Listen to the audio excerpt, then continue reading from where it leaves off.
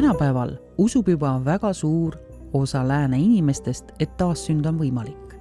Aga kas sama lihtne on nõustuda ideega, et me sünnime uuesti ainult nii kaua, kuni õpime sellest illusioonist läbi nägema?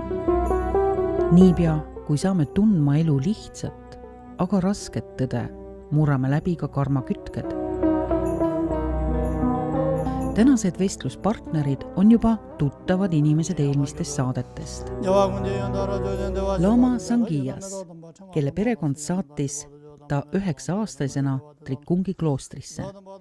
See on üks Tiibeti budismi Kagyu koolkondadest, mille vaimne traditsioon on kestnud katkematuna 1 aastatuhande ning seda on toetanud üle 800 aasta vanune tugev kloostri institutsioon.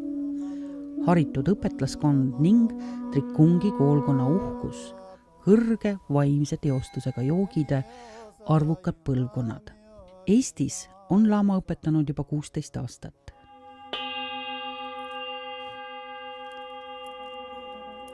Olga Moskvast, kes oma elukatsumuste tulemusel asus vaimsele teekonnale juba üle 20 aasta tagasi.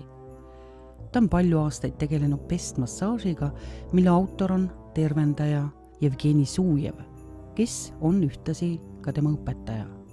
Ta valdab veel mitmeid erinevaid praktikaid ning tegutseb üle maailma, et aidata inimesi oma kogemustega. Igor on kosmoenergeetika meister, kes on meil siin Eestis juba üle 10 aasta vaikselt tegutsenud ja paljusid lootusetult haiged ellu tagasi aidanud. Eesti psühhiaatria ja parapsühholoogia Grand Old Man Ilvar Soomere on aastakümneid uurinud seletamatuid nähtusi ja objekte.